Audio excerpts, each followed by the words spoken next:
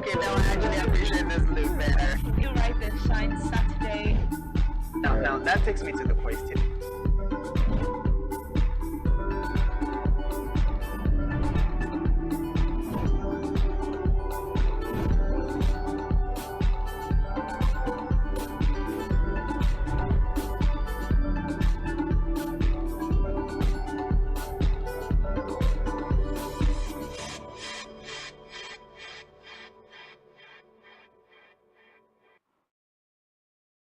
Good morning, Africa. Good morning, Nigeria. Good morning, Akwa Ibom State. Saturday is a day that we just relax, chill, cup of coffee, cup of tea, very nicely, accentuated pap or custard, whatever it is. But I am super excited to be alive today, and I am super excited to be sharing my time with you this morning on Rise and Shine Saturday. My name is Uyai Anieka, and good morning and thanks for joining us.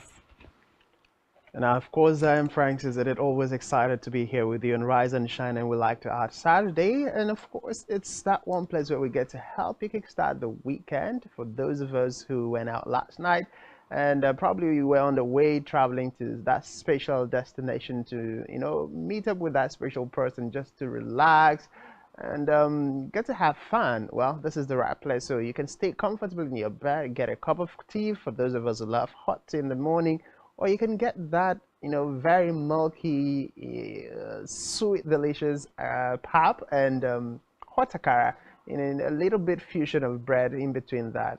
You can have a toasted bread alongside and just sit back, relax. We'll be ready for this interesting ride. It's good. It's good. I don't know. I just have like joy welling up on the inside of me. Great things are happening. Please tell us. Tell us. My ears are itching. No, it doesn't have to be about anything specifically. Sometimes you wake up and the joy is palpable. On some other days, it feels like the questions are more. But then, like we always say, there is a difference between being joyful and being happy.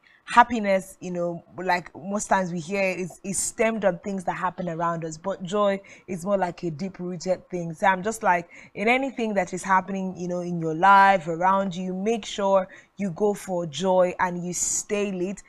Put on a smile on your face, because you don't know, what that smile means to the next person or someone who's looking at you, and it feels like, have you ever looked at someone's face before and they smiled at you and it put you off all the tension you were going through? I mean, I've experienced it a couple of times. So don't spare, don't spare your smile today. Don't spare your smile in this season. I'm just like, everything is going to be okay. But like, on Rise and Shine Saturday, we do it entertainment. We beat it down just a little bit. Only, of course, if there is something really boiling in the, social or political scene. But for right now, that can wait till Monday through Friday. Today, on Rise and Shine, there is an amebo that is breaking the internet. We're going to get to it. We're going to get to it. But trust me, we have lots and lots of gist. But that particular amebo today, we are going to open the phone lines on Rise and Shine Saturday. And that a miracle? Yes, it is. Yeah, it's a miracle. I really want to hear Nigerians' contributions. I have seen the contributions of Nigerians on the internet, but I need to hear our people, call us and tell us what they think about that particular story. So what I mean is, you gotta stay glued to Spectrum TV. Rise and Shine this morning is going to be hot. Well, it's gonna be a lot harder, because literally, practically, my inbox right now, my WhatsApp, there is literally nobody who's not carrying that on their status. I'm telling you. And I'm like, okay, so I woke up this morning and I'm like going through status by status, and I'm seeing the exact same thing. I'm like, God, what is happening? Who do this? Who do this? But it's not a funny story though. It's not a funny story. But we just keep it somewhere until we get to that point where we get to talk about all of this. But I'm sure we're going to hear a lot from Nigerians, and it's going to be interesting getting to hear their thoughts. Particularly me, I like to hear from you guys. Absolutely. Guys in particular, I like to hear from you guys what you think about this particular trend. And don't even forget that it's causing like a race between the male and female gender. Like, everybody's trying to pick sides, but really, in all honesty, in that particular gist, there's no side to pick. Really, it's not about anybody. Well, it's not about side. It's more or less it's basically a question of morality. It's a question of justice. A question of Individuality fairness. also. Yeah, but not. I wouldn't stand on the side of individuality, though. Okay. I'll stand on the part of justice, fairness, morality, and every other thing that has to do with that kind of cycle. Yeah. So I will stand from that, because if we have to narrow it down to individuality, then people would say, as an individual, you have the right to do whatever pleases you. If that's what works for you, then you can go ahead and do it. It doesn't matter how it affects the next person or people in the generality of sense. So I wouldn't stand on that side. Well, that is not the beginning of our story. So we're going to backtrack a little bit and get up straight to the beginning. But trust me, today's entertainment just saying, oh, boy, that is like plenary. A lot of things are happening. But I think, do you want to start from that particular story? Nah, You don't start from this one. I don't want. Okay, You pick. have plenty of guests there. You have plenty of people you love in that one. So take it. No, I'm not even like, biting to anybody's side. Actually, I think today's even just going to be Nigerian show. Okay, how many of us have watched the movie Gangs of Lagos? Now, Gangs of Lagos came out, I think, last week or 2 weeks ago now, and it's been trending. I mean, it's a movie, a blockbuster by Prime Videos, and it's been trending, and all manner of things have been happening. All heavens have been let loose from different quarters. People have different angles to this particular story, and I personally have seen Gang of Lagos, and I think it's a phenomenal piece of work. I think, the stunt director, I think the writing, the scripting, the reality to a very large extent. I just think Gang of Lagos is a movie. And I think I was just doing a review, in my mind over the movies that we've seen in recent times, Gangs of Lagos, Brotherhood, Omo Ghetto, the likes of all of those movies. And I'm saying, I don't know if it's with you, I've had this conversation, Francis, where it's more like Hollywood have carved a niche for themselves. There is a kind of movies that is coming out of Hollywood. There is what Bollywood represents, but Nollywood seems to be everywhere. Neither here nor there, but we sell good stories nonetheless. But in the last year, we have seen a lot of these kinds of movies, and people also tend to think by reason of review now that is one and the same thing. But I really don't think that like Gangs of Lagos, it's not quite like all the others, but they seem to have a baseline, story in all of it. But the reception of this particular movie is actually mixed. There's a lot of mixed reception, mixed reaction to this particular movie, and I am all for it actually. Well, as just going through the different reviews that people have had to, share their thoughts and bear their minds on what they think about, the Gangs of Lagos. It's funny that the government of Lagos State is reacting very seriously to it, to the point of issuing a statement, showing how unsatisfied they are about the portrayals of the Lagos State and the cultures of the state, particularly the masquerade, which the statement carries as a gun-wielding, masquerade, and they said it's a misrepresentation of the culture. But then, if you look at the review of the Gangs of Lagos, it's primarily, according to the producers, depicting mostly what has happened, particularly within the just concluded elections in Nigeria.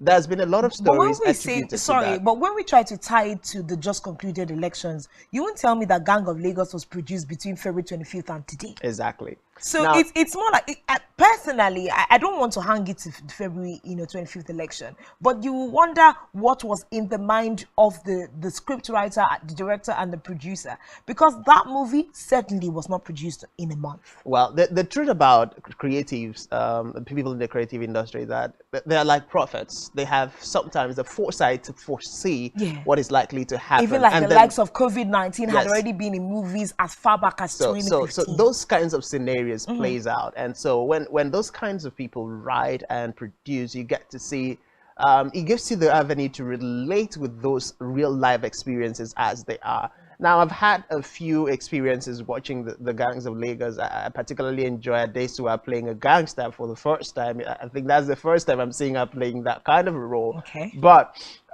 looking at the storyline, looking at the young boy, growing up in the streets, having the mentorship of street gangs and all of those things, and how that has contributed in molding him into the man he grew up to become. It's a story that is relatable to every side. And I personally don't see any reason why the Lagos state government would come out to issue a statement when this movie just came out and is hitting the streets. Now, I like to come from two sides. There was a point in this life, in this country, in Africa, where the church was a sacred ground. There was a time where even masquerades will not go near the church. There was a point where morality, moral values were an integral part of the respected different masquerade organizations in our respective communities. But over time, these values have shifted. Over time, these principles, these guidelines, these rules have shifted depending on the different people, the different collection of people who are now running the affairs of these masquerading societies. So it is not unpopular for you to see masquerades who used to be known by a certain set of guidelines, a certain set of rules, a certain set of way of doing things, going against that. So if that has happened within the masquerade group, and then somebody is portraying that, I think the best thing for the government to do would have rather been to look at the traditional institution, ask basic questions. Are those things being portrayed true? And if there are, this is not part, or this should have not been part of a masquerading society, and these should be taken out for us to return to what it used to be, rather than coming out to criticize. And the one thing I also pointed out, a lot of persons have had issues with the level of cruelty in the gangs of Lagos. I've visited Lagos. I've been in Lagos for a good number of days of my life, and I know that the average Lagos street is violent. The average Lagos street, across the streets of Lagos, is violent. So when that is being depicted, it is not a script taking too far. It is rather a vivid representation of what you would see on a daily day on the streets of Lagos. So for me, Gangs of Lagos is just a complete story, telling the story of what is happening in the streets of Lagos. That should be an eye-opener to the government of Lagos State to look inward, to see what can be done. I mean, the very first time I visited Lagos, I was told if you go to Lagos and something doesn't happen to you, you come back with your phones intact, you come back with, all of the numbers of your body. Sometimes those are actually like extreme statements. In all honesty, some of those things are actually really extreme statements. Yeah, it might be extremes, but if you visited Lagos, you would know that most of the things being shown here are real. They're happening almost like on a daily basis. It might not be across the length of breadth of Lagos. It might be in one particular area, one particular kinds of location, or one kinds of streets, but then there are real life experiences that people have had to endure. Definitely. So just to give perspective to the fact that Governor Sanwo-Olu of Lagos State has expressed, his unhappiness with the movie, and even the Minister of Tourism in Lagos, we see here the Lagos State government has issued a strong worded rebuke against Gangs of Lagos, a new Nollywood film that started streaming on Prime Video on the 7th of April this year. We also see, of course, the Jade Osiberu film follows the lives of three friends who grew up in a crime-ridden Isaleko in Lagos and are drawn into gang life. Now, in a statement released on Wednesday, the State Commissioner for Tourism, Arts and Culture, Uzamad Akimbili Yusuf, condemned the film for misrepresenting the culture of the state. She further rebuked the producers for portraying the revered Eyo Masquerade as a gun-wielding villain. Now, we are of the opinion that the production, I think we should pay attention to this. We are of the opinion that the production of the film Gangs of Lagos is very unprofessional and misleading, while its content is derogatory of our culture, with the intention to desecrate the revered heritage of the people of Lagos. It is an unjust profiling of the people and culture as being barbaric and nefarious. It depicts a gang of murderers rampaging across the state, murderers rather, rampaging the state. Now, the government released the statement hours after the Isaleko Descendants Union, IDU, similarly expressed discontent with the portrayal of the Eyo masquerade. The masquerade performs during festivals and other important events and is believed to represent the spirit of the ancestors. But if we also remember that during the just concluded elections, like you pointed out, I don't remember now, was it the Eyo masquerade that was released? But I know that a masquerade that is usually, sent out in a particular season was, allowed to perform functions in broad daylight when that is not the way it usually goes. So I'm just saying, hello, what are we saying here? So let's get back to this. And so of course this masquerade performs during festivals and other important events and is believed to represent the spirit of the ancestors. The IDU lodged a complaint with the National Film and Video Censors Board demanding the withdrawal of the approval granted to the film. The cultural group also demanded the film be withdrawn from all viewing channels. Now, IDU and other community stakeholders will also be considering legal action for the damage done to the culture, tradition, and image of the Isaleko community and the Eyo masquerade, the group said. Now, this is what the entire body of this conversation is about. But give me a second. Most of us watch Hollywood movies, and Hollywood movies tell a story about the Western world.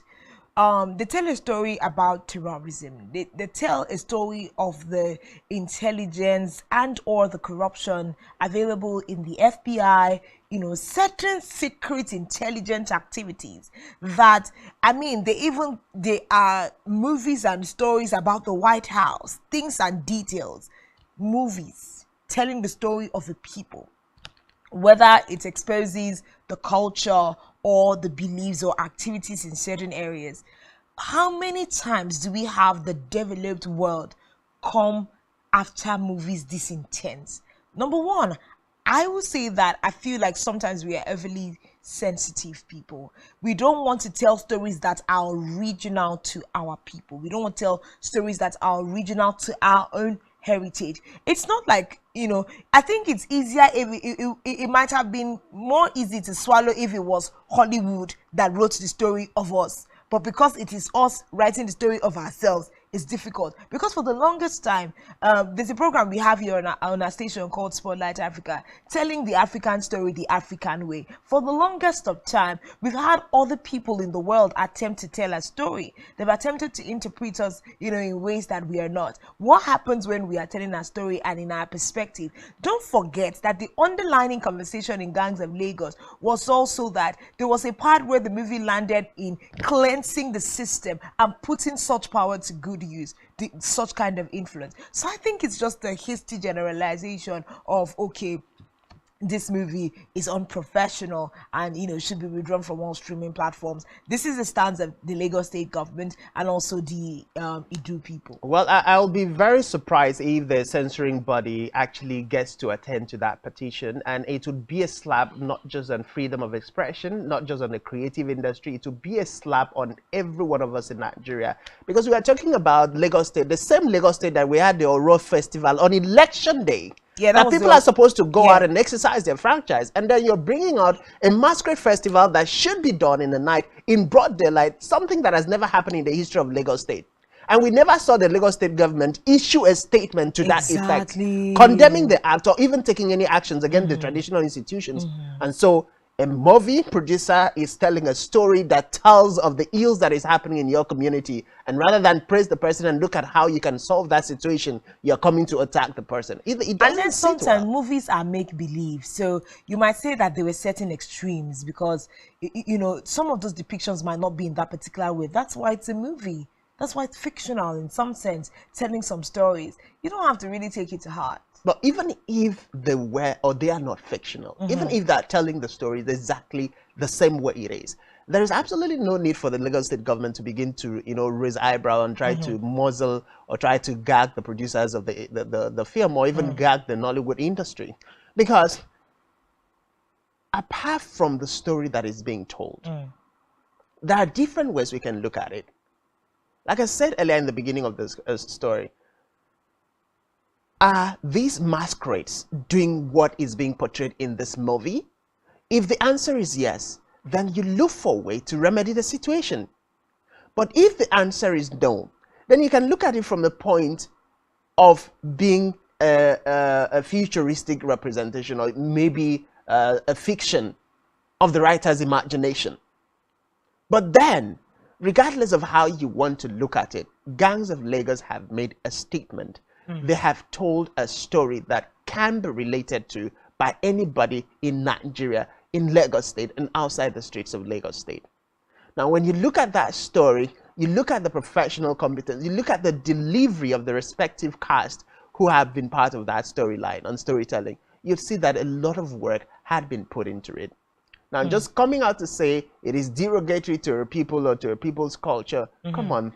A people's culture is our culture. We are all part of that culture. We are all part of that heritage. We all share collective culture. We share really, collective heritage. do we also twist this culture when it's convenient to us and don't want another person to do you get my point? Because sometimes the minders of this system, they attempt to use culture as a tool. Do you get? Like it was done in this particular election. Why did we have the oral masquerade, out there? Who gave the order? Who gave the order, right? Who gave the order for the oral masquerade to be released in that particular season? Also, getting in the way for certain electorates to be able to go and vote. So I'm saying certain minders of the system twist the culture to their benefit. It's good when you are the one doing it, but if another person attempts to do it, then there is a whole problem. Now, but this actually goes, different sides, and really, everyone is entitled to their opinion. But what do you really think about the movie, The Gangs of Lagos? I think it's a phenomenal movie.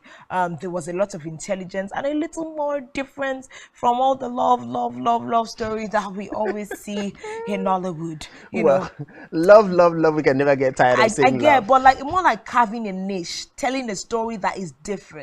I know we are not trying to paint our people like, I don't know, like whatever. But then it is a reality of things happening on ground. Sorry. The truth is, we need to get to a point in Nigeria where we call a spade a spade. We need to get to a point in Nigeria where we as professionals in the media space are not afraid of who is sitting where and what that person is going to do, but say the truth the way it is. Now let's come back to Akwa Ibom State, for instance. There's something called Eponkawo, where you see when the lady goes and has an affair with another man, there's something happening within the family. But when the man goes out and have an affair, there's nothing happening. That is injustice. But there are persons who will still sit down and say, oh, where I come from, I can do anything as a man and nothing will happen. But if you're my wife, you have to sit back at home. Who justify that kind of nonsense? That a man is entitled to go around messing up and a woman shouldn't? I mean, it's a contract.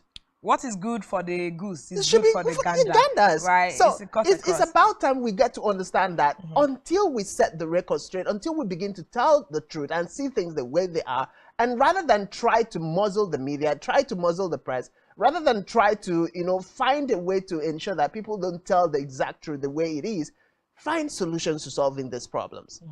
The Oro Festival prevented a significant number of Nigerians from exercising their franchise in Lagos State. And up until today, Sanwo-Olu of Lagos State, the governor-elect, has not issued any statement. The Commissioner for Tourism, Arts and Culture did not deem it fit also in Lagos State to give any, press statement to that regard also. So, it was not. He didn't. Up until now, the traditional institution has not done that. We've not heard anything coming out from any government officials. Not even from the federal government level, to say Nigerians had been disenfranchised on election day of all the days.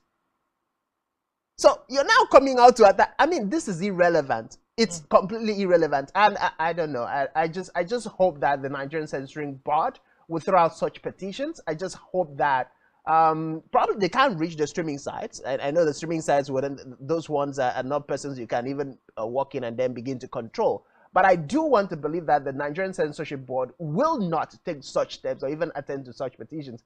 Because if they do, then you will be directly putting an end to the creative industry. The ingenuity of the creative industry. And let's not even go into talking about the fact that they do not have, quote and unquote, as much influence of the government. When I mean influence now, how the government is helping them to achieve the things they achieve. But, you know, the entertainment industry is rigging in millions and billions into the GDP of the country. And one way they do that is by telling stories and telling these stories, you know, selling their music and, you know, staying on top. So if we begin to see all of these new infringements and, you know, just people trying to have too much of a say, crossing from, you know, one place to become lord over the rings of another, is just, you know, too much. And we just move up to the very next story on the heels of Gangs of Lagos. We saw our very popular Nigerian megastar Davido recently speak about how the entertainment industry is serving as a means of escape for Nigerians and Africans from their harsh realities. Now, his fourth album, Timeless, was highly anticipated and has received a positive response both locally and internationally, and is on track to become his most commercially successful album yet.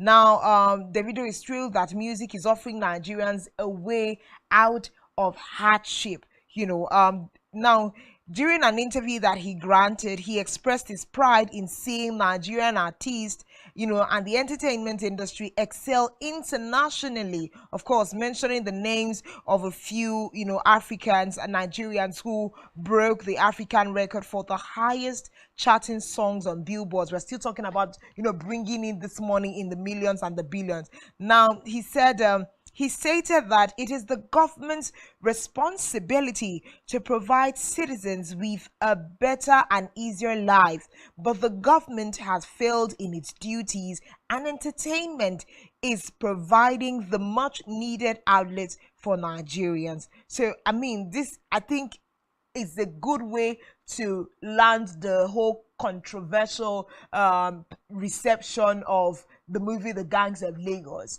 He's speaking out and saying, to a very large extent, the government is not stepping in to provide the kinds of help they ought to as government, and entertainment has been keeping the people afloat for the longest time. That's the truth. I mean, imagine in Nigeria where all that is happening and we don't have skip makers. Imagine in Nigeria where all that is happening to each and every one of us is happening on a daily basis and we don't have the entertainment industry. Imagine in Nigeria where you don't have anywhere to unwind. I mean, you don't have anything taking your mind off the different things happening. Just imagine in Nigeria like that, and you would see that a lot more persons will be committing suicide on a daily basis. I think so. If we have, the question will not be imagine in Nigeria. No. So if we have this kind of Nigeria where Nigerians are so strong, so creative that we turn the most bizarre situation into jokes, just in order to not allow it to affect our mental health. Of course, which has pros and cons, in my own opinion, has pros and cons though. But yeah, but regardless, it has helped Nigerians go through the worst situations. Break the situation down for us to even, you know, swallow. More to say, you get some of the very difficult things happening, some of this entertainment, an entertaining interpretation of the things happening in the country makes it possible for the layman to be able to relate with the situation that is on ground. Yes. Now, if we have to go there, I think there was this skit that, you know, started trending just after they would take Chidinma mother's saga in Lagos State. That, you know, what was that skit title? Okay, Return to Base, where married people were advised in that case to return to their wives, return to their homes, and stop going out with side chicks and all of that. That kid got the biggest or one of the wildest attention in Nigeria. And then somewhere along the line, there was another skit that came out where a married man now advised, you know, one of the skit makers in the content, like, okay, when you say return to base, these are 1, 2, 3, 4, 5 reasons why some married men can't even return to base. So the entertainment industry is not just about fun. It is telling real life stories. It is giving Exactly. messages that if we bring in these messages and apply it to our lives, it will make Nigeria better. Now, following the analogy I was given, at some point, it was crystal clear that some married people don't get to their homes because of the kind of partners they have, whether it's the guy or the lady. So it brings on the message as a wife, as a husband, how are you treating your wife? How are you treating your husband? Are you making the home front comfortable enough for that person to stress at work and then come back and know that, okay, my home is my safe haven?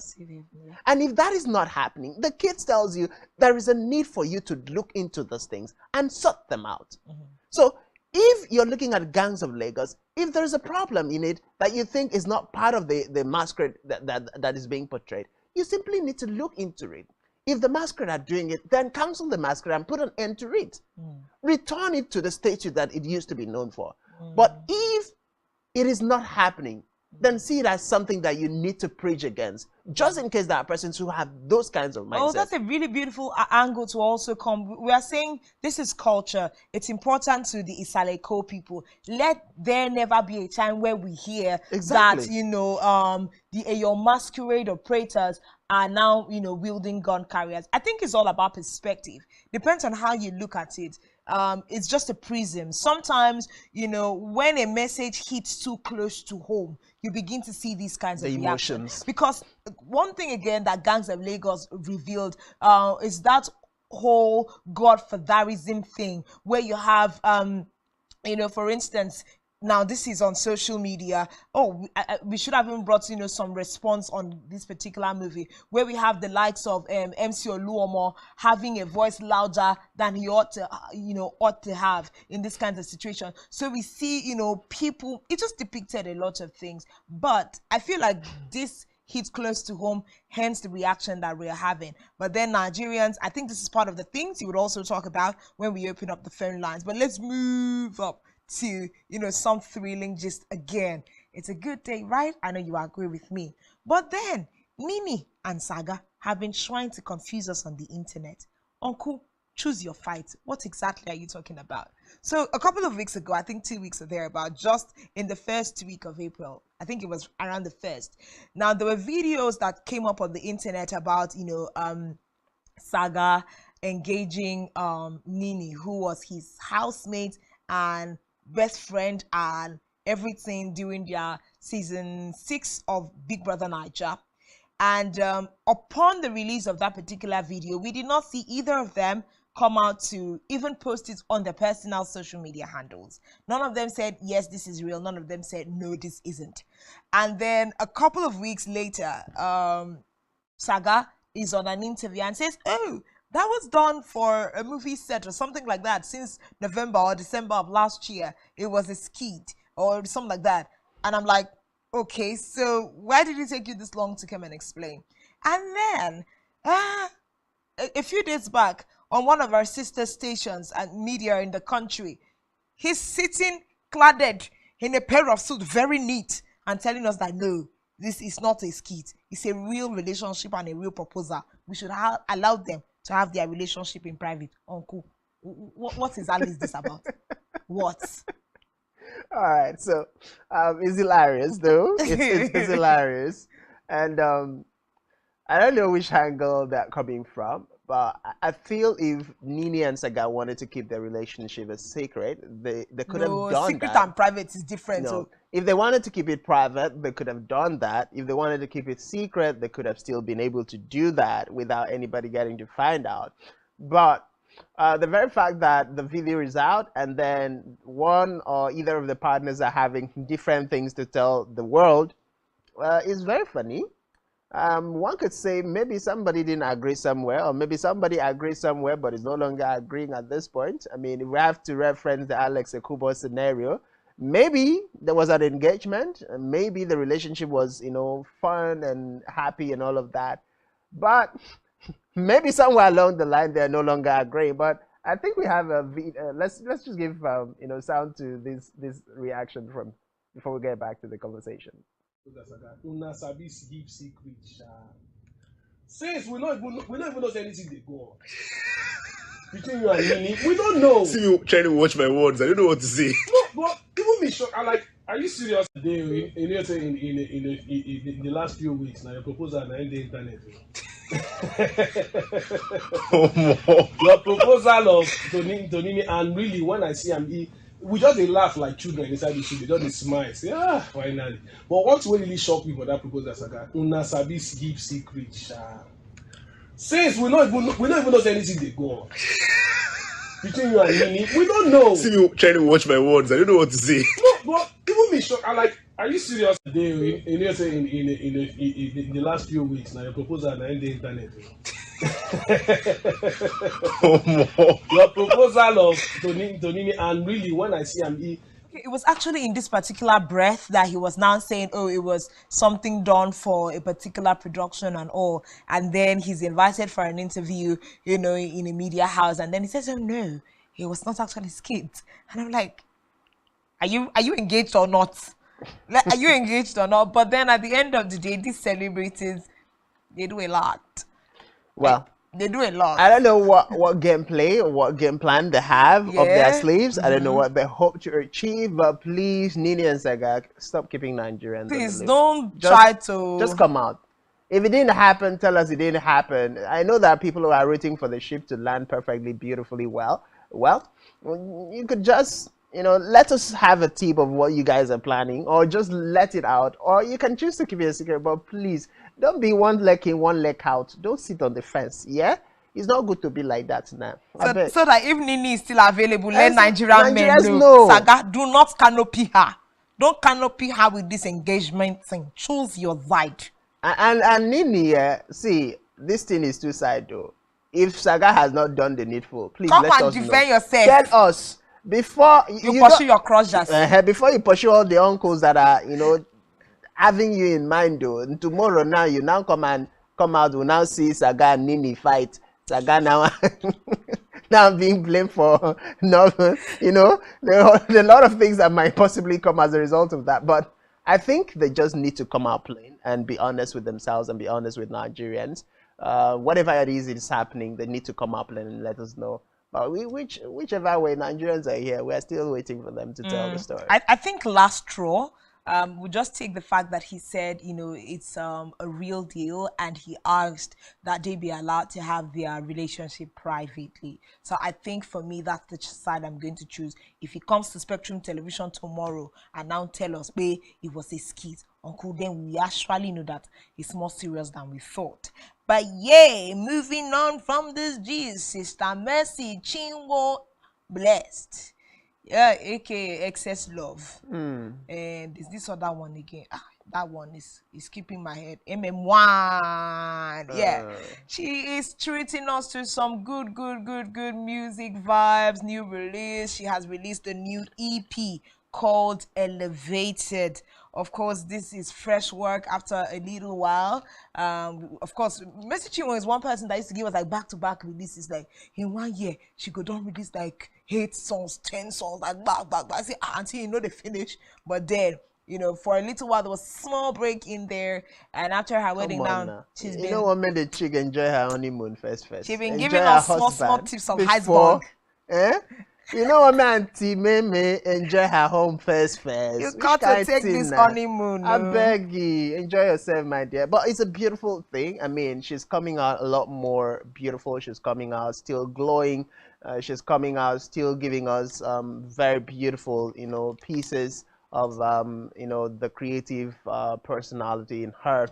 And it's not surprising to see Mitchie, you know, coming out stronger, a lot better, and all of that, because, you know, something happens when you get married, and when you marry the right person. Tell me about it. Something happens when you're married. Something happens. In fact, not something. The things that happens when you're married to the right person. God of the singles. God of the singles. Hey, God of the singles. Hey.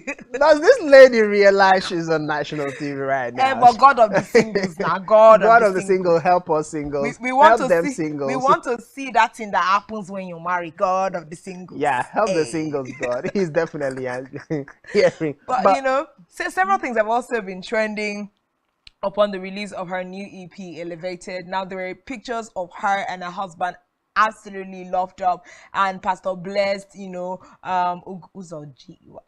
Pastor Just Blessed. blessed. Pastor Blessed.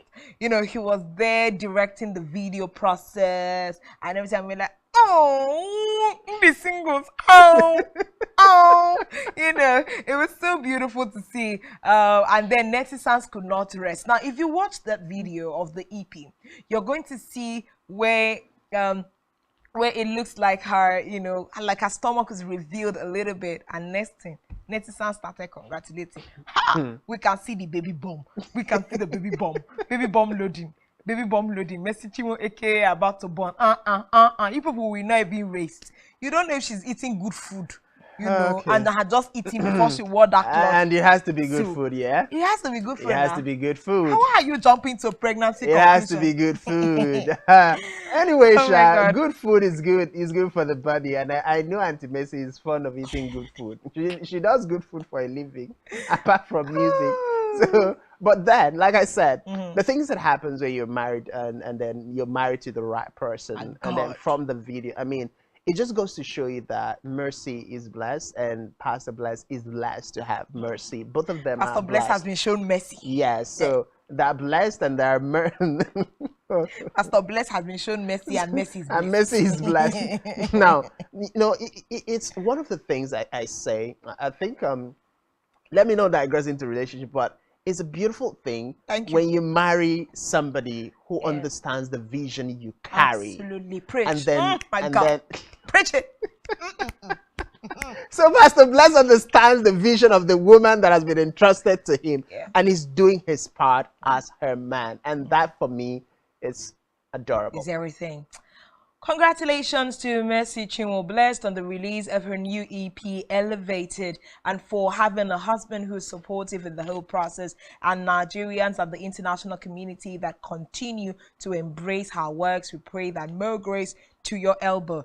The netizens, if she's pregnant, we will all see. We If will not, all see, we please. will all Just wait. calm down, yeah? Leave Relax. it alone. Leave it. Online in-laws. So let's take this last story before we go and bedu. I like it because it's music. Hey, And I'm thinking of Maumi, Maumi and Yemi Alade are your persons. Yeah, Yeah. On the- I don't even know the song, but anyway.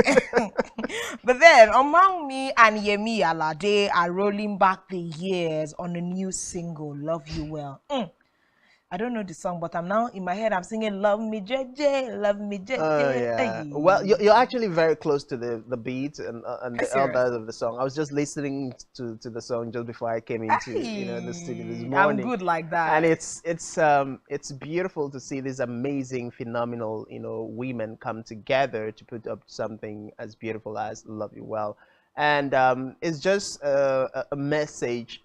A few part of the lyrics I could catch, as it says, "My time don't come. I don't care what people say or what people think. It's my time, so I'm gonna get to enjoy this love. The only thing I care about is you loving and treating me well, and all of that." So it's basically a love song, telling about the image of like that picture perfect kind of love story that these women want to have. And of course, every woman, every man, everybody on this every planet gender Earth wants to have a the good love best. story. Yeah. Yeah. And I think the thriller also with this particular combo is the fact that is Yemi Alade and Omaumi.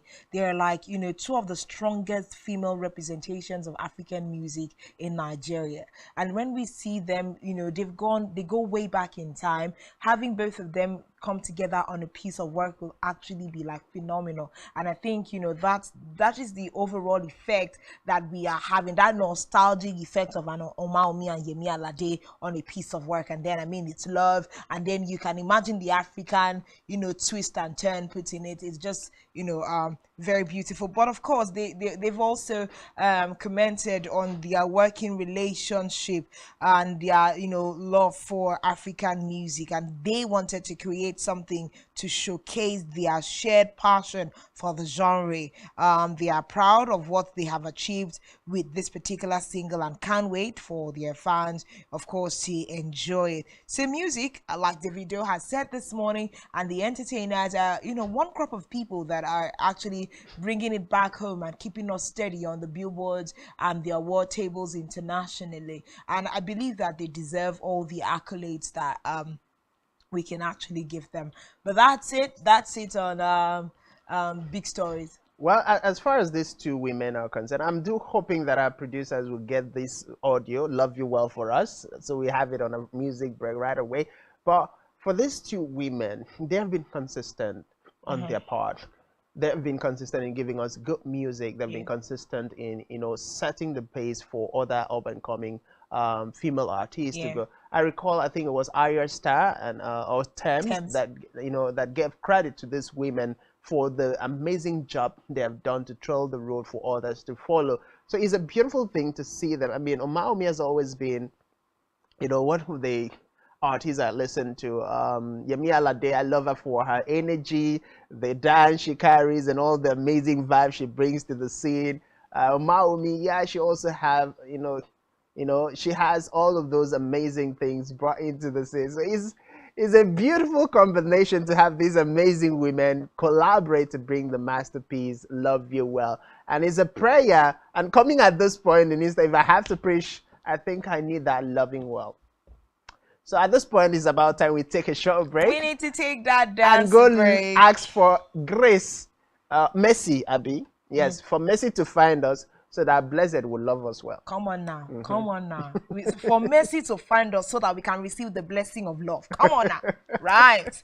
Let's take the break away. Do stay with us. When we return, more gist. And our phone lines will be open for Nigerians to have their say on gangs of Lagos and the next big story.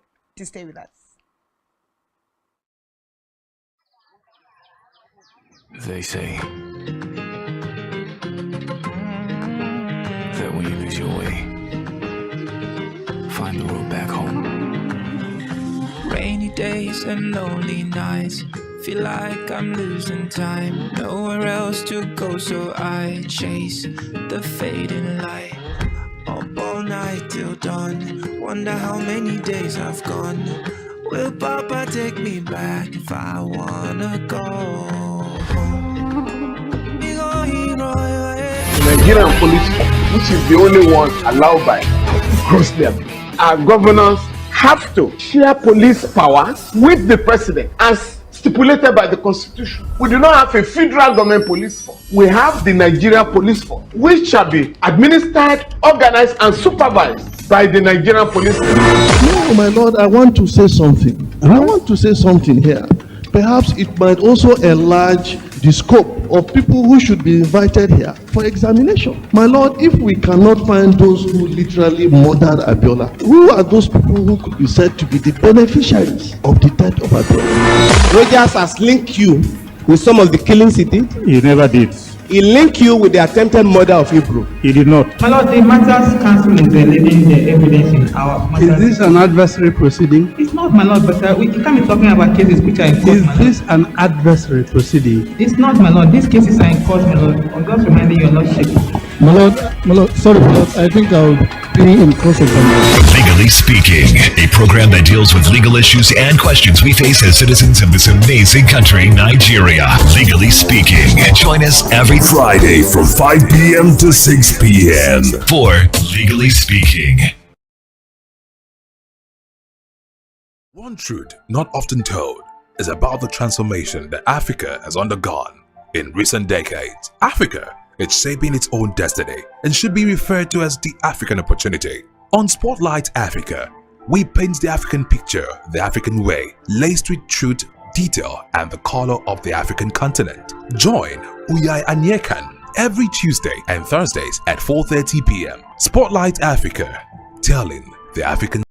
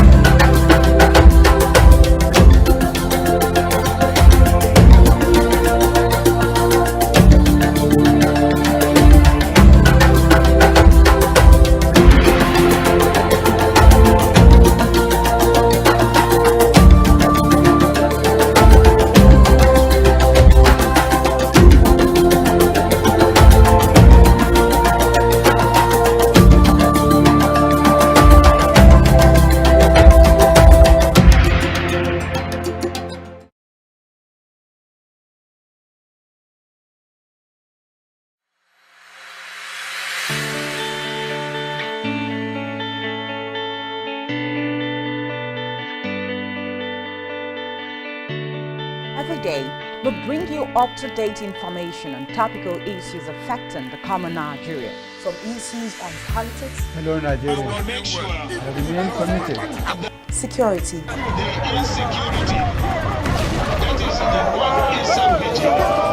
Education, health, lifestyle, and so much more. Join Janice Kobum and Uyai Anyeken every weekday from 7 a.m. to 9 a.m. on Rise and Shine Daily, exclusive on Spectrum Television.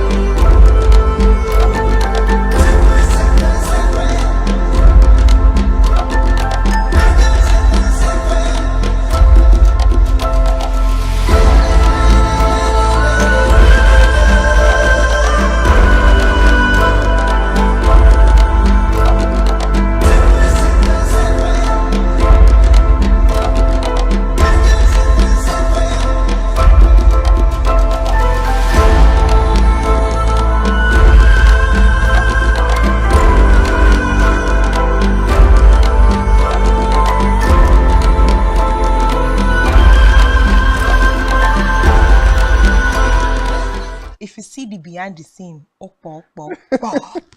but yes, it's Rise and Shine Saturday, and we're coming to you live from Uyo, the capital city of Akwa Ibom State, Nigeria. We have hot entertainment just back to back, from Nollywood to Hollywood. We just bring it all the way, and we talk about things that make you excited. Just calm down from all the buzzwords happening in the country, you know, all week long.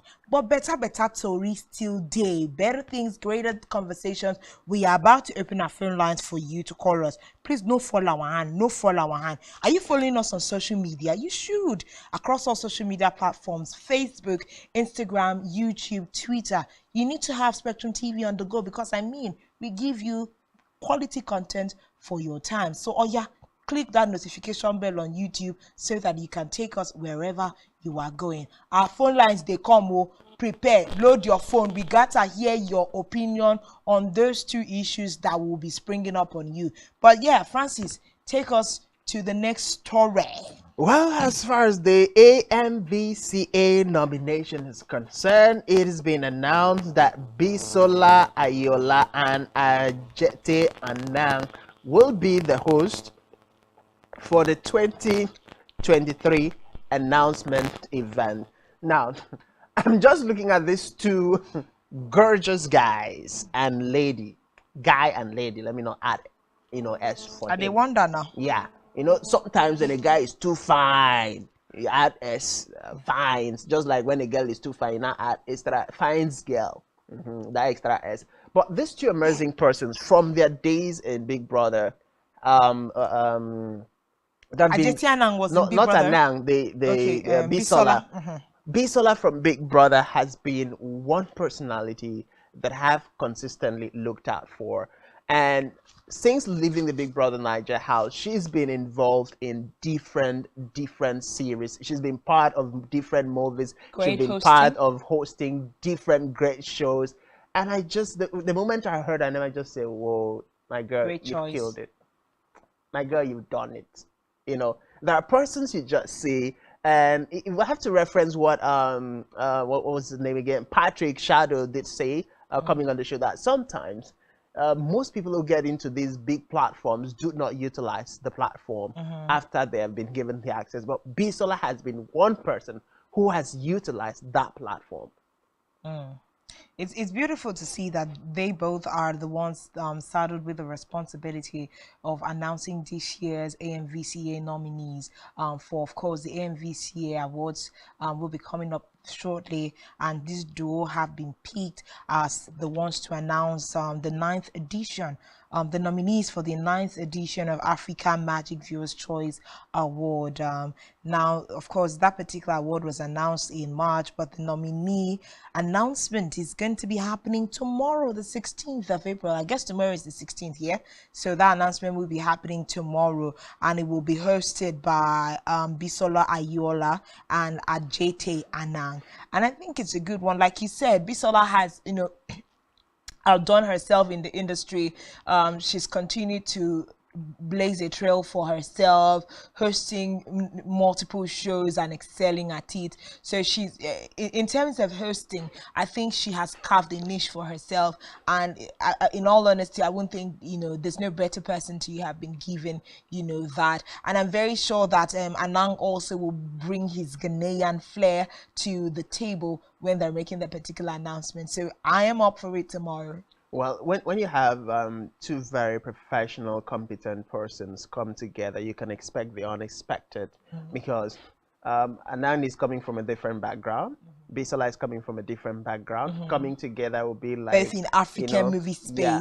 So it will be like a fusion of two different locations, a fusion of two different personalities, but this time around working as one. And that's the most beautiful thing that happens when you bring two different people from different background, from completely different style of presentation, different style of hosting events, and all of those put together. So it's gonna be a very beautiful scenery to see when these two stand up together to do justice to the nomination announcement. And I can't wait to actually see the magic that these two will be able to create together. Definitely. Moving up. Congratulations to Bisola Ayola and Anyang. Ajiti, rather, Anang. Great one there. MVCS. MVCS is something we always look out for, yeah? What makes you look out for AMVCS though? Definitely, I'm always for the last day, the fanfare, the glamour, the dresses, the fashion. Me is definitely the dresses and the fashion. I don't know what you're talking about. Me is just the clothes and the color. I'm always out for those fashions, but then I'm always also very particular about the different, movies that will go home with the different awards, and get to see the kind of work that has been done, and then get to pick up one or two lessons from the movies themselves, the producers. And then I'm also very much particular about the stories of the people. And most persons, when they're awarded, they get to share the story of the struggles and how they got to the point where they're actually being awarded. And for me, that is a part that teaches you a lot about the processes involved before you actually get to that spot where you're being celebrated. And it also serves as a guideline for aspiring filmpreneurs, aspiring entertainers, aspiring writers, movie producers, and all of that. And it's always a very beautiful learning curve for me, a very beautiful emotional moment for me. And for me, MVCs, those are the basic things I look out for. But on the hilarious part, I look out for the worst dress. Yes, so that's part of it. Now you have to see who attempted to do a little too much. Yeah, You don't know. You definitely. don't know. There was that auntie that put herself in a cage, and one thing that last one. We are here for it. We are going to see what we are going to do, and the conversations of people who go the extra mile to fix up their clothes in the millions, and after that they'll start trolling you on social media. Auntie, bring the 3 million you owe us for the clothes we made. Well, we've always said there's nothing wrong with being modest in your dressing. There's nothing wrong with cutting Modest your with your budget. Your budget, yeah. There's nothing wrong with you just staying within your boundaries. I mean, in the end of the day, you don't owe anybody. You don't have to please anybody to displease yourself. I mean, sometimes I just wonder, how do the whites do it? Practically everybody just goes in a black suit and a white shirt, and you never can tell. You never can tell. Black suit, not just be black suit. So it's not just black suit and white shade. Forget that white shade. But seriously, seriously, simple dressing. You don't kill yourself. You look at the white ladies sometimes in the dress. I know that those who go the extra miles to dress with gold and diamond. This thing happens in the world. And like you get to hear the amount of money spent on one costume, and you're like, God, this can build a community. Give back to the vulnerable. But seriously, but then these guys, I mean, they've worked themselves. They've toiled enough for it, and so they have every right to spend however they want to. And of course, most of them have also been doing the philanthropic duties of giving back to the community. So I mean, they have the right to spoil themselves and do the right thing. So for me, those are the beautiful key moments I look out for, and they're always a very inspiring moment. And the moments where the movie you hoped will win actually does win. Like we're just talking this morning about certain movies and the influence, the contribution of the entertainment industry. It's beautiful when you see someone has put in the work in terms of script writing, acting, directing, and their work came out and got them the well-deserved accolades. So I think it's also that moment that a lot of people in the industry that have put in the work over years. Imagine when people get into the categories of their first ever received award for the work that they do. So I also think that those moments are very memorable for people and lovers of the Nollywood industry. Not just Nollywood. Now we're talking about African magic. We're talking about like Africa, like all together, bringing in our movies, and it's also a very good platform for collaboration and still pushing our stories out there in the world. And I think it's just great. Well, definitely, it's a great environment, and congratulations to the MVCs. We can't wait to see the movies that will make it to the list. We can't wait to see how the event is going to roll out. To see if your favorite movie is going to be nominated. Exactly. But let's not forget, with nominations, movies that have been released between January to March of 2023 might not make it to the nomination, so that you not start saying, but they should have put Gangs of Lagos. I think there is a season to a season where they take movies. So don't expect that all those blockbusters that have come out in January through to March, you're gonna say it. You're not gonna say it. Okay, so now that takes us to another very I don't know, should I call it pathetic story, or should I call it a very big slap on the present administration of President Muhammadu Buhari, a very big slap on the security agencies, a very big slap on all the governors of the respective states who were particularly affected.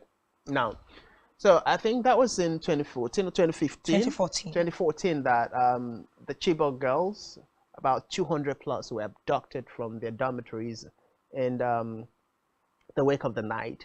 And from that moment till today, hundreds of those girls are still in captivity.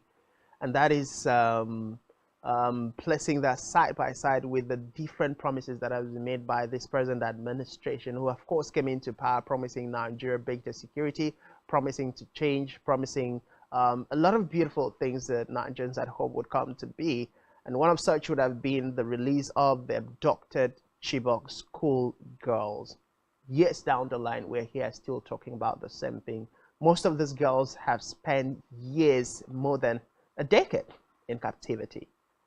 Many have been married, giving birth to children for men who apparently raped, force them to marry, and all of the things that happen. And one can only imagine the consistent daily trauma that the families of these young women have had to endure over the years. So this year, there's a special trailer that has been sent out in commemoration as a way of remembering that atrocious act that happened to our innocent girls who were just in the dormitories trying to find a good education, trying to grow into becoming better versions of themselves, better women who would have gone ahead to contribute the quota to the advancement of Nigeria as a society. And I'm asking myself, what is the government doing? What is the government doing? I think we'll just give voice to this to the thriller, and then we will just get back to the rest of the conversation on this. Let's give voice to this.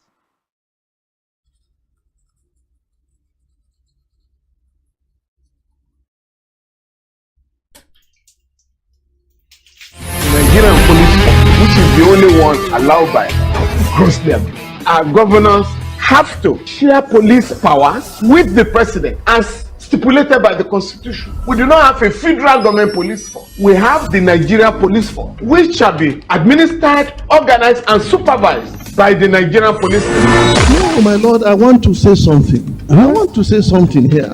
Perhaps it might also enlarge the scope of people who should be invited here for examination. My lord, if we cannot find those who literally murdered Abiola, who are those people who could be said to be the beneficiaries of the death of Abiola? Rogers has linked you with some of the killings he did. He never did.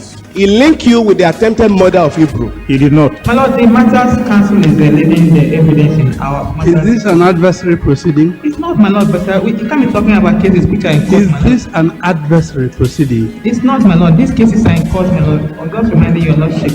My lord, sorry, my lord. I think I'll be in cross-examination. Legally Speaking, a program that deals with legal issues and questions we face as citizens of this amazing country, Nigeria. Legally Speaking. Join us every Friday from 5 p.m. to 6 p.m. for Legally Speaking. One truth not often told is about the transformation that Africa has undergone in recent decades. Africa is shaping its own destiny and should be referred to as the African opportunity. On Spotlight Africa, we paint the African picture the African way, laced with truth, detail, and the color of the African continent. Join Uyai Anyekan every Tuesday and Thursdays at 4:30 p.m. Spotlight Africa, telling the African story.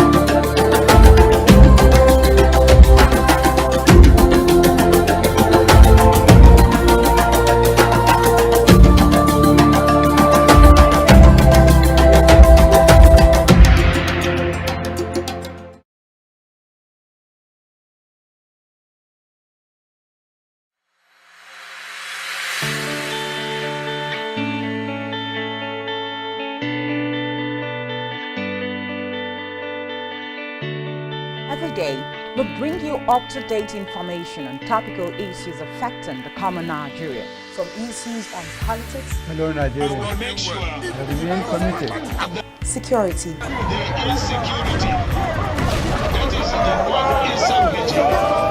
education, health, lifestyle, and so much more. Join Janice Kobum and Uyai Anyekan every weekday from 7 a.m. to 9 a.m. on Rise and Shine Daily, exclusive on Spectrum Television.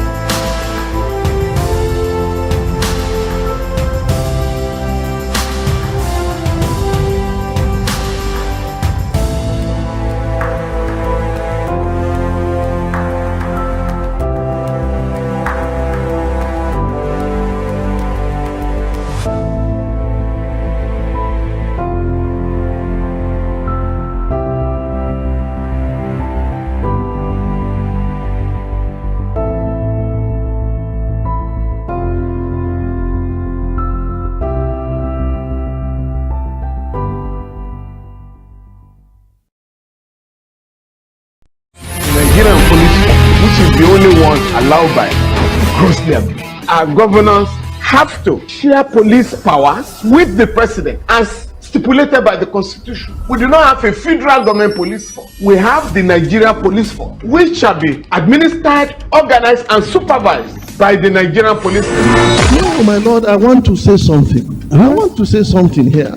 Perhaps it might also enlarge the scope of people who should be invited here for examination. My lord, if we cannot find those who literally murdered Abiola, who are those people who could be said to be the beneficiaries of the death of Abiola? Rogers has linked you with some of the killings he did. He never did.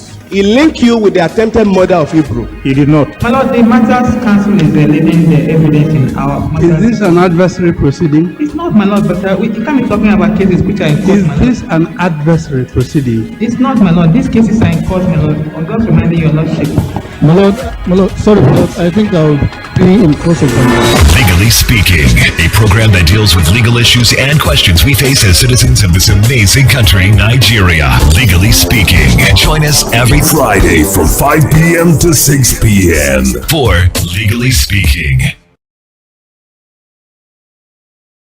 One truth not often told is about the transformation that Africa has undergone in recent decades. Africa is shaping its own destiny and should be referred to as the African opportunity. On Spotlight Africa, we paint the African picture the African way, laced with truth, detail, and the color of the African continent. Join Uyai Anyekan every Tuesday and Thursdays at 4:30 p.m. Spotlight Africa, telling the African story.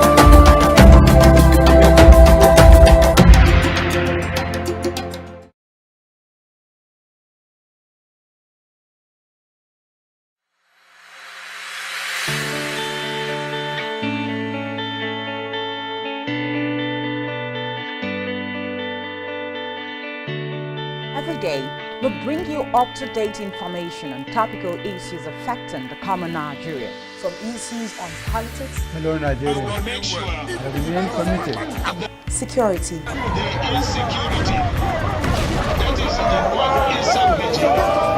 education, health, lifestyle, and so much more. Join Janice Kobum and Uyai Anyeken every weekday from 7 a.m. to 9 a.m. on Rise and Shine Daily, exclusive on Spectrum Television.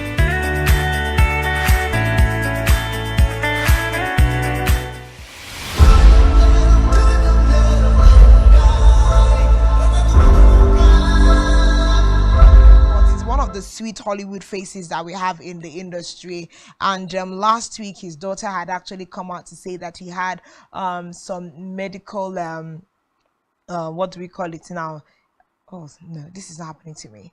Just medical challenges. Yes, medical challenges, but there's a particular word. But then you know, like when your medical something goes something, but then.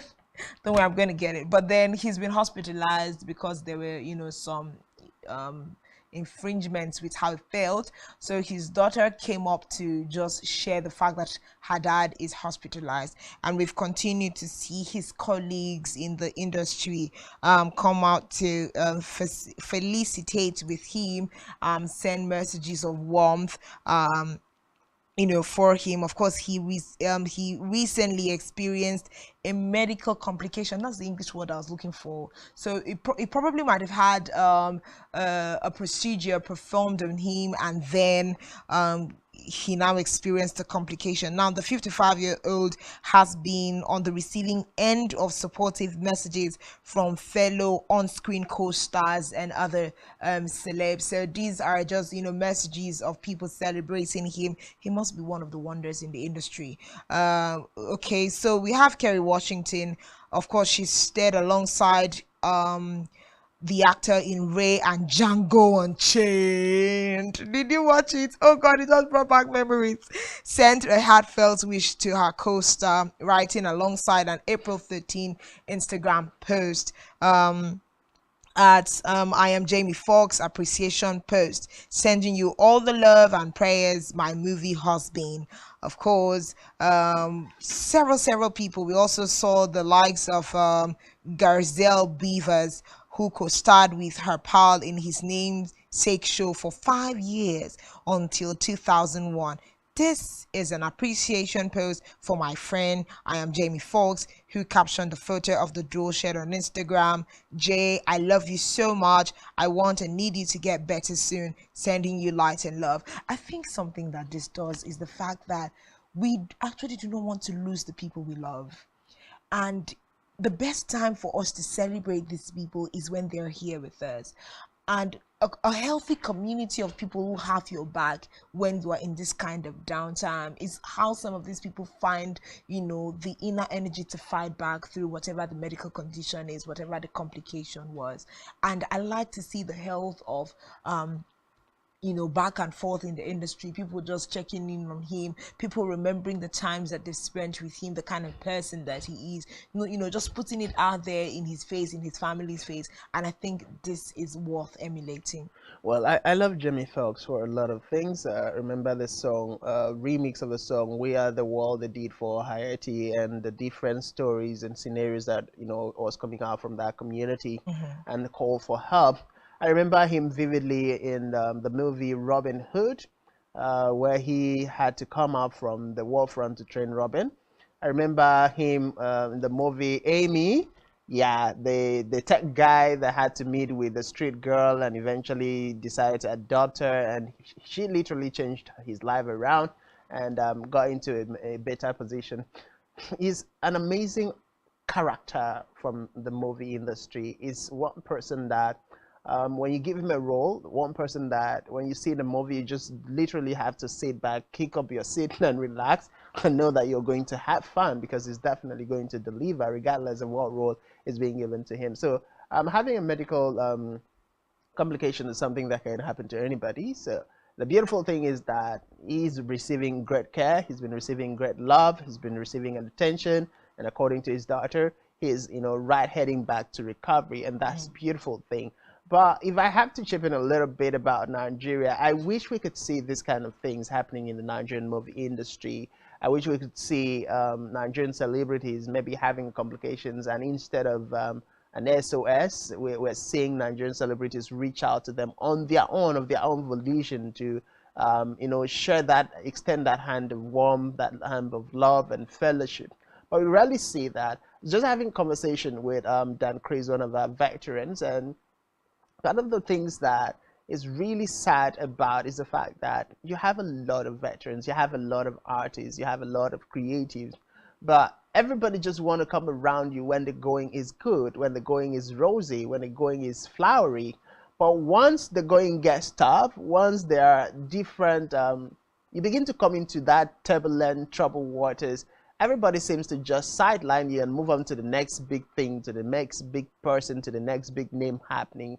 There's no collective concern, collective responsibility, collective share, extended hands of friendship and fellowship, even among people who are registered members of the different guild in the entertainment industry. So this is something that we definitely need to borrow and live from as far as we're Nigerians. I mean, that place called kindness, that place called care, that place called concern, genuine affection for persons who share the same industry stage, the same industry part with you, persons in your neighborhood, persons in your family. We just literally need to get to that human part of us.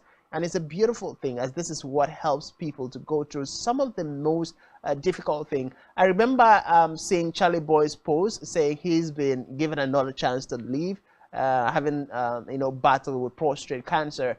And situations like that just help you understand that yes, there are people in your industry who appreciate you for who you are, for what you've been doing, for the part that their parts have crossed with you in that industry. And it is the biggest, or some of the biggest motivations that we in the entertainment space have.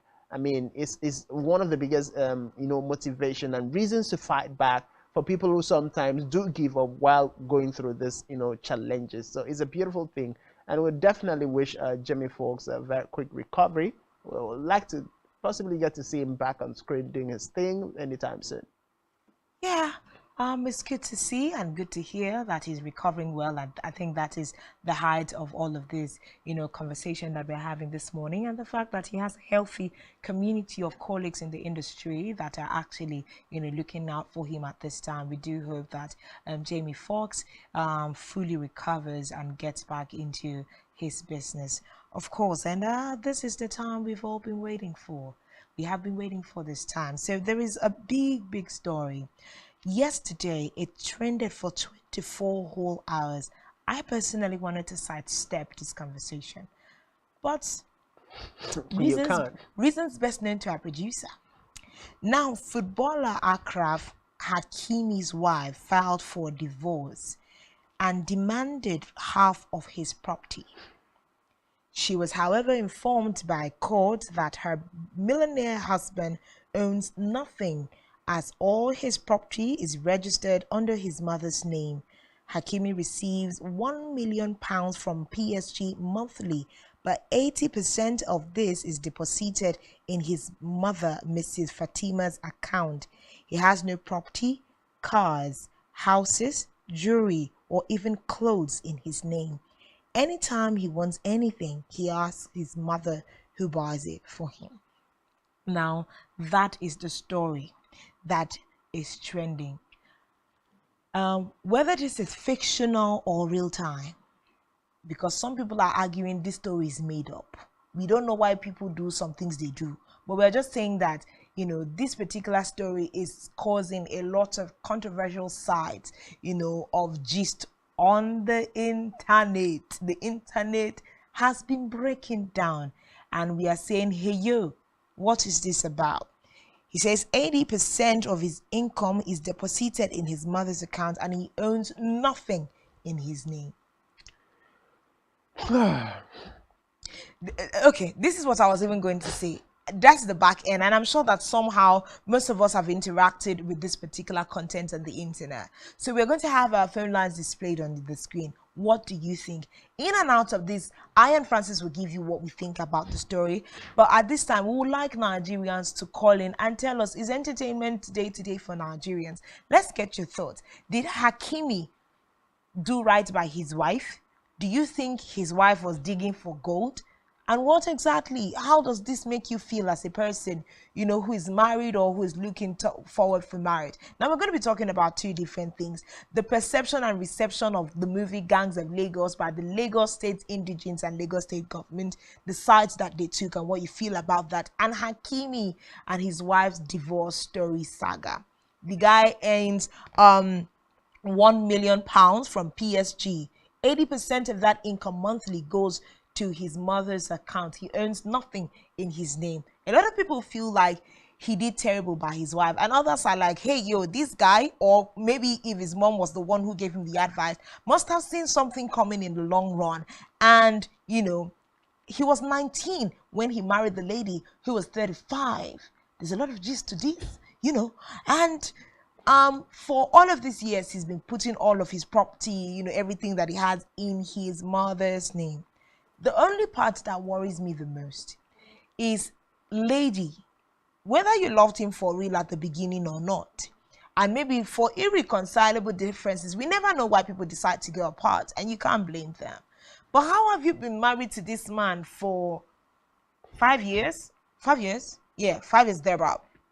And you did not know that Hakimi doesn't have a property in his name. You did not know that even the clothes on his back are not bought in his name. He does not have property. What kind of relationship were you in? Was it a contractual one? What exactly? Because I don't know how my husband is going to do business, have property, do any kinds of transactions, and I will not be in the know. And I suddenly wake up one year and think it's not me. She suddenly wakes up one year and says she wants to divorce and is asking for half or more than half of the thing that he owns, just to suddenly hear for the first time in court he owns nothing. Well, it's a beautiful twist. I saw that story last night. I literally woke up to it on everybody's status this morning, and I'm like, okay, let me take a look into this story and see what's up. You know, to answer the question you asked, what was she doing? I think it's just a matter of respect his privacy, respect her privacy. His thing is his thing, her thing is her thing, and there should be boundaries that we have to respect. I'm glad that this is how your voice sounded, because initially when you started, I was like, what is Francis talking about? But go ahead. Go ahead. But definitely, that is why we're where we are. That's exactly what's happening. Now, I've had people consistently come at me when I say, as far as marriage is concerned, yeah, there should be no limit, no boundaries to what you share. Yes, sir. But when you begin to preach the depth, let me not begin to sound like a preacher now. When you begin to preach the nonsense, I don't even know how do I categorize it. Like when you begin the negative vibes, the destructive vibes that shouldn't go between a couple. I mean, you're preaching privacy, you're preaching boundaries, you're preaching respecting spaces, you're preaching giving that person his own secrets, you're preaching a lot of things that shouldn't come into the picture. Meanwhile, the Bible have said these two shall become one. Is there anything about you that you don't know about yourself? I mean, except those things you're yet to discover about yourself, which of course in due time you're going to. So why should there be a secret between you and your partner? Why should there be a boundary? Why should there be those limitations? Why should there be a question of, oh, is his privacy? Is that privacy? You should respect it. People have hidden under the guise of, oh, that is his privacy, so I don't bother him. That's her privacy. I don't bother her. To do a lot of things. If we had to take our mind back to the pandemic era where people now had to stay in their home, recall the number of marriages that went haywire. Because people were now for the first time able to see things they were not privy to see. So what are you doing during dating? When you're dating, what are you doing when you're courting? What are you talking about? What are you talking about? And then you are married, for crying out loud. What are you discussing? You don't know how much someone earns. You don't know where their money goes. Now, this is an explanation that someone gave, right? Now, his salary is £1 million. That's a whole 100%. 80% goes to the mom. To the mom. Now, there is 20 that probably is on his hand for him to spend around and spend on her. So, you know that 20% of £1 million is still a lot of money. So, and it comes in every month. So he might have a little savings, right, out of that 20% that she gets. Every time she's like, babe, I want a Rolex. Well, she gets it. Babe, I want iPhone 12 and 200 PAs. She gets it. So every time that happens and she still gets to be spent on, she thinks the money is available. Because there is a 20% that is, there is a 20% that he spends on her. Right. So she does not know what is happening to the other 80%. Now, let's even go to the perspective of marrying an older woman. Now, personally, I've said severally, I don't have any issues with the age difference. Okay. It comes down to the individual. Exactly. Personally, even if I happen to stumble on a woman who is older than me and we connect, I absolutely have no problem with that. So far as you understand that we are together, you give me my due respect, I give you your due respect, no problem.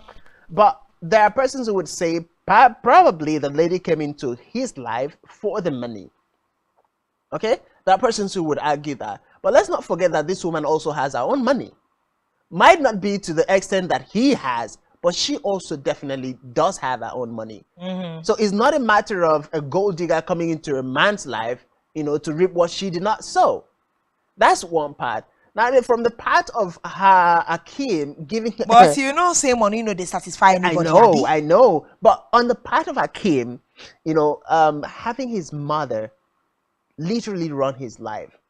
Honestly, as a man, I totally disagree with it. Now, there are different ways you can keep your money from a partner that you don't trust.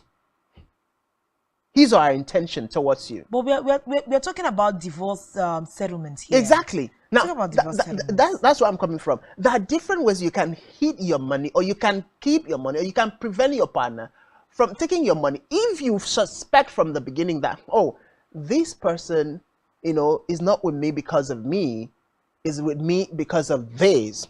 And so there will definitely be a point in time when this person is going to break out. And then, of course, this will come in. So how do I get to navigate that point? Okay. Right. We have our first call for the morning. I like this. It's already getting steaming in here. Let's take this particular call and see the perspective. Please be civil with your words. Turn down the volume of your television set. Be civil with your words. All right, let's go. What's your name and where? Oh, drop call. Okay, no sorry, we lost connection. All right, please feel free to use our WhatsApp, our text messages. Just send us message and we will definitely take your contribution on this particular story. Okay, so back to what I was saying. I'll definitely like to hear from guys what they think. I'll definitely love to hear from the ladies what they feel about a man, a full-grown married man who has his life being run by his mother. So you need something. You're running to mommy. I saw screenshots of I think Ohab was there asking him, "Hi Hakeem, I just saw the phone you used," and he's like, "Hey, my mommy bought it for me." But that one is the work of netizens. No, that's the work of even netizens. at that. But having your life being run by your mother. But who says his mother runs his life, guys? We are just saying his money is in his mother's account and custody. Your money has no business being in your mother's account. It doesn't mean that he's not the one with the bank. Your money has no business being in your mother's name. Sorry, you are angry. It has no business. It's not my money. No, seriously, it has no business being in any other person's name but yourself. Now, if you want to give a percentage of your money to your mother, it's your mother. You owe it to her. You owe it to your family to spoil them. Yes, it's understandable. You owe it to them. You have to reciprocate that love. You have to reciprocate that sacrifice. But putting your finances, your daily earnings, in your parents' name, if I am the woman. I like the way the story is in. Let's take our first call. Okay, this has come through. Hello, good morning. Good morning. Good morning. Good morning. Great. What's your name and where are you calling from? Well, my name is Mercy and I'm calling from Abuja. Okay, Mercy. Welcome, good morning. Mercy. Thanks Go ahead. for calling. Okay.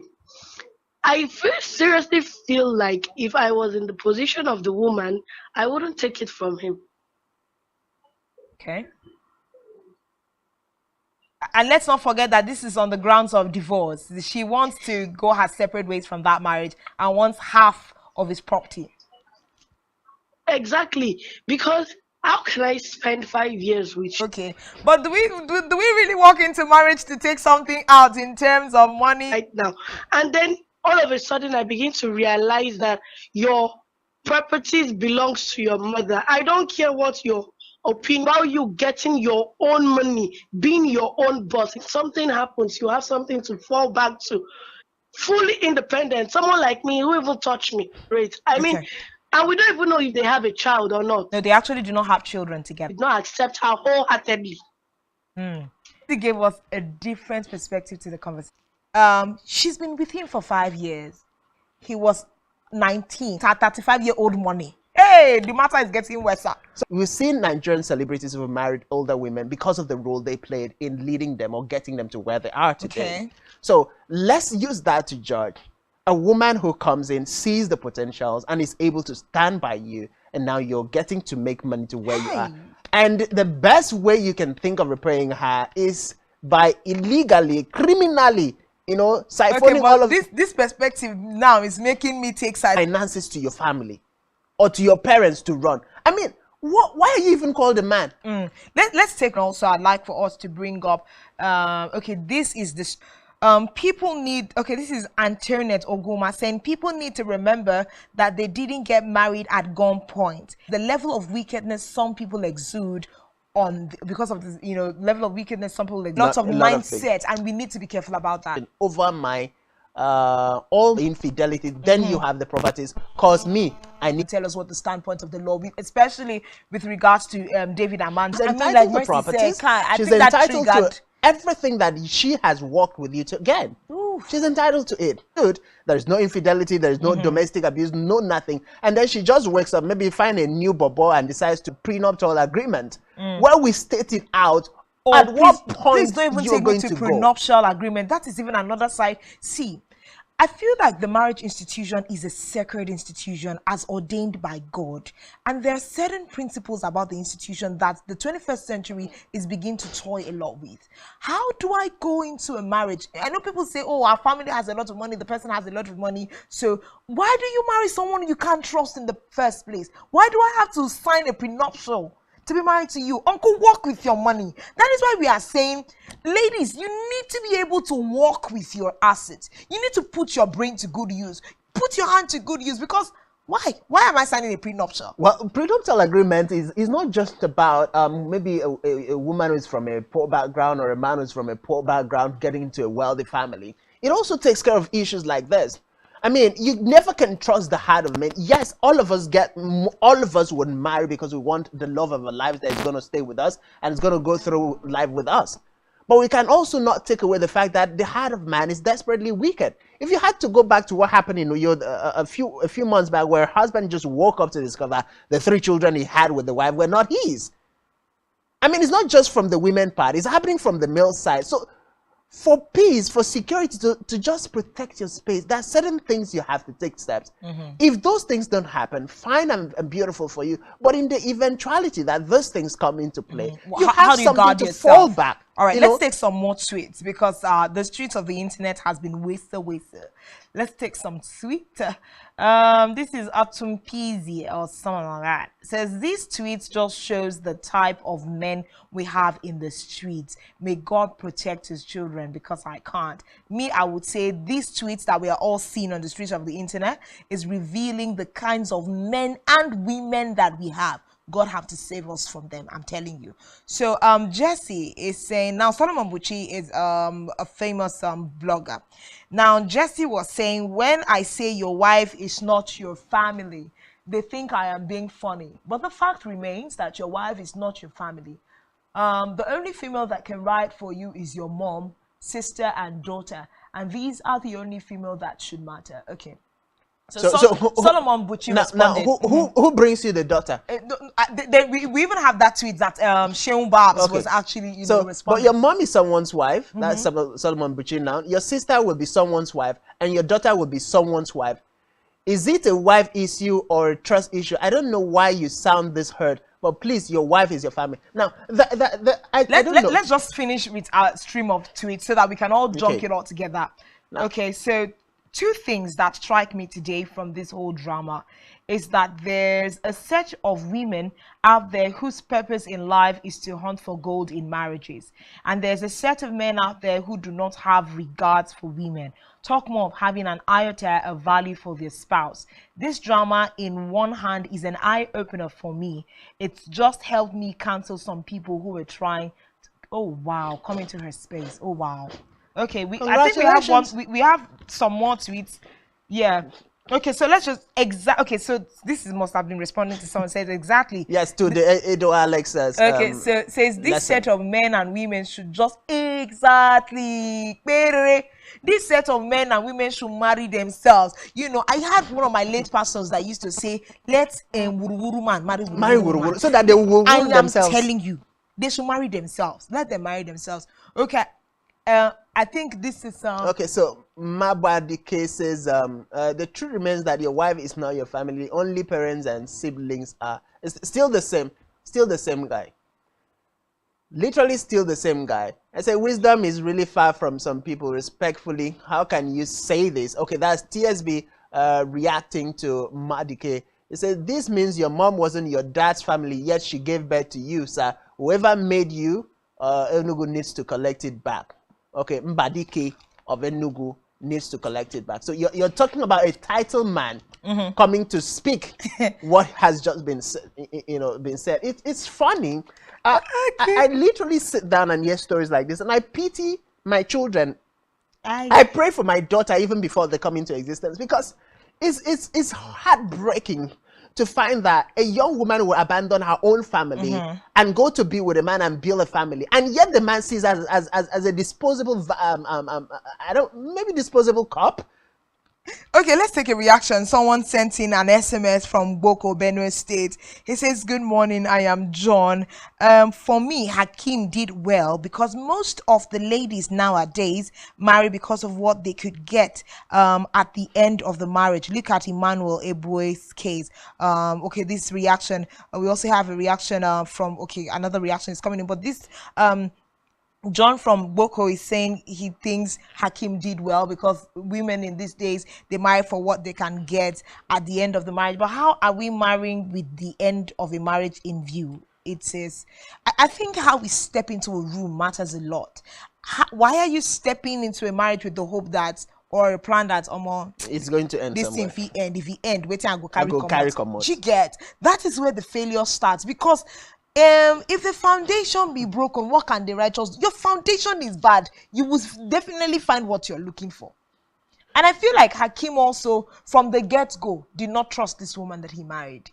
And you cannot also tell me that she did not bring some good to the table, no matter how bad the relationship. Well, I think I'll come from a different perspective. It comes down to the mothers. You know, there are some mothers even till today would not want to let their children go. And it takes an extraordinary strong man who is able to reason for himself to break away from such mothers. Operation Fear Mommy's Boys. So it's a big problem. The men need to be men. They need to grow up. Hello. Hello, good morning. Welcome to Rise and Shine. Good morning. Good morning. Your name and where you're calling from? Please turn down the volume of the television set and go ahead. I just calling from Nasarawa. Nasarawa, okay. All right. Okay, I'm getting you now. All okay. right. Go ahead. Sorry, can you get me? We are hearing you absolutely. Are you hearing me now? Yes, absolutely. Go ahead. Speak. Okay. Regarding the text message, regarding the text message that I've been reading in the screen right now, people fail to understand that marriage is a God idea. It's not a man idea. God has already prescribed a way how to conduct marriage, how to live in marriage. And when there's a misconception that will occur between two couples, how to address it according is prescribed by God. And when your daughter got married with someone, your daughter, nobody will deny you. She's still an integral part of your product.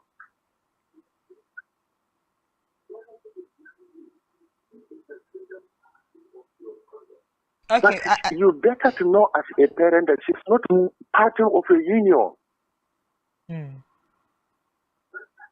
Okay, I think pretty much we've gotten his point. Yeah, thank you so much for calling this morning. So the problem is that when a new couple got married, Okay, thank you. I think pretty much we've gotten his perspective. He's saying marriage is not man ordained; it is God ordained. And then when we have issues in the institution of marriage, we should revert back to the author of marriage and follow the rule book and do what it says. But this is highly controversial. Okay, so we have another reaction here from Iyenobong Udo via WhatsApp. He's saying, I don't think Hakim knew this was going to happen. Maybe he was just appreciating his mother. Mommy's boy, 80%. Hey, Iyenobong Udo. Mommy's boy, 80%. Appreciating his mother by not having an account. So Iyenobong says maybe he meant his wife no harm by willing to his mom. But surprisingly, this came up. Trust do break. Okay, that's from Iyenobong Udo. We have a call. All right, let's take the call now. Hello, good morning. Welcome to Rise and Shine Saturday. drop call there. Serious conversation, but Inyonobong says maybe Hakim did not think was thinking no harm towards his wife, and just wanted to honor his mom. Well, congratulations, all you mommies, boys. And this is usually the problem that some ladies also have. Like, you're meeting a guy and he's all my mommy. Your mommy what? Let's take the next call. Hello, good morning. Welcome to Rise and Shine. Hello, good morning. What's your name and where are you calling from? Please turn down the volume of your television set. Okay. I'm calling, my name is Amawanuel, and I'm calling from Delta State. Calling from Delta. We didn't quite get your name, though. Okay, I'm Emmanuel. Emmanuel, all right. Go ahead. All right. Okay, my name is Noel. Noel. Noel. Okay, Noel. Noel. Okay, Noel, yeah. Go ahead. All right. You see, now I'm talking, I want to speak from the perspective of being an African man. You see, over the years, these white ladies, they've dealt with the blacks in terms of marriage. Now that's because their constitution over there tends to protect the female folk.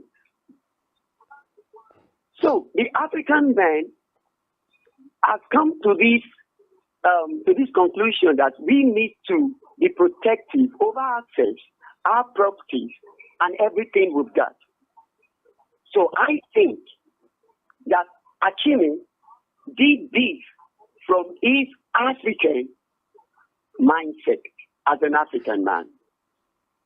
Let's be wise, because many white ladies are so dealt with the African men over there, okay, because their constitution really is dealing with them over there. All right. Thank you so much. Thank Noel. you so much. To me, I'm not supporting him, but I think he did what he did. Okay. From the perspective of an African man. So you can take the man out of Africa, but you cannot take Africa out of the man. well, there are two sides to what Noel just said. There are two sides to what he just said. And you can appreciate that, but it's also two sides. I mean, we've had black guys, going into white women for obvious reasons. So it's a two-way thing. But whichever side you look at it, I mean, there are still legal ways to not allow the next person rip you off. We are not in the Stone Age where we didn't have laws, we didn't have countries, they'd make better legislations to protect the rights of others. So there are better ways to do that. I mean, this is literally killing a lot of... And if it's going to do anything for people, it's going to make the women now begin to be a lot more apprehensive when a man is attached or a man cares about his mother. A lot of women are going to be, oh, okay, does your mother buy you clothes? Does your mother buy you foodstuff? Sorry, I did not laugh. Is it your mother that is taking care of your bills? It's not speaking well of us, brother. I mean, well, but we see a lot of people, and let's not even forget, it's not like a 21st century issue. We even have some men, even in our father's categories, that were so bent to their mom. My mother said, "Ekamiekebu." That's my mother still so saying. If your mother doesn't do, yeah. Okay. So these are more like serious issues. But then I feel like where we are going to land this conversation is that, because if we went on, the phone lines will continue to buzz, but we're absolutely out of time. But we can continue this conversation on our social media platforms. So we will take the conversation the way it is to Spectrum Television, platform and social media, and just have the conversation. I think we have one more reaction that we need to take. And where are we taking that from? I hear we have one more reaction. Okay, so but then we need to take this on. We'll just continue to have the conversation. But this is where I am going to land on. It is important that in the midst of what is happening, we are careful to nurture the sanctity of the marriage institution. Because if you're not careful, a lot of people are pushing diverse opinions on this event that has happened. Women are taking sides with an ideology. Men are taking sides with an ideology. You need to be careful not to end up with a wolf in sheep's clothing. And I always say discernment is paramount when you're going into a lifelong relationship with someone. Don't just take them, for their word or what they look on paper or what they represent themselves to be on Instagram. These kinds of conversations are triggers for you to really hear what a person thinks in their head. For one, I will not marry a person that I cannot tell what he's doing with his money or me not give you access. And something else I was even twisting on this particular conversation is, if Hakimi was the one who this said wife had properties in other places And in he was her not aware name of. that he was unaware of, the internet will still be triggered the way it is. People will say, hey, that's how the women do. That's why we say men should not marry women that have more money than them because they never submit. It will run back to a submission issue. But these things are happening all around us. So I'm like, just be careful of the side that you pick at the end of the day. Oh yeah, you just said it all. It just goes back to being attentive, to paying attention, to being intentional, to being deliberate, and ultimately seeking the face of God to discern who is coming to your life and for what purpose. And that please auntie or brother is do coming. not ignore signs and signals. Don't. Because a lot of us, these signs are there, but we're just like, oh, they say when you're in love, hot red looks like hot pink. the red flags are there, they are red, it's not hot pink. You know when someone is giving you vibes that you shouldn't go a long journey with. Let them go, another person will come. You get. That's where we are going to end it. If you know that you're doing bad thing, leave it. Okay, this is... I didn't even see this. Kufre says, I don't think Hakim knew this was going to happen. Okay, that's the same one we have taken. Oh, well. This is the size of the show that we can take, actually. It's been a full Rise and Shine Saturday. And I must say a big thank you to everyone who called in. Mercy from Abuja, you triggered me, absolutely. Thank you.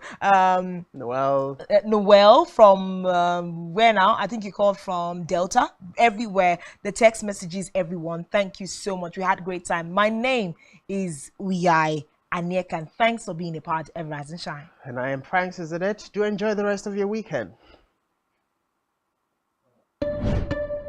Okay, now I actually appreciate this look better. You Rise and Shine Saturday. Now that takes me to the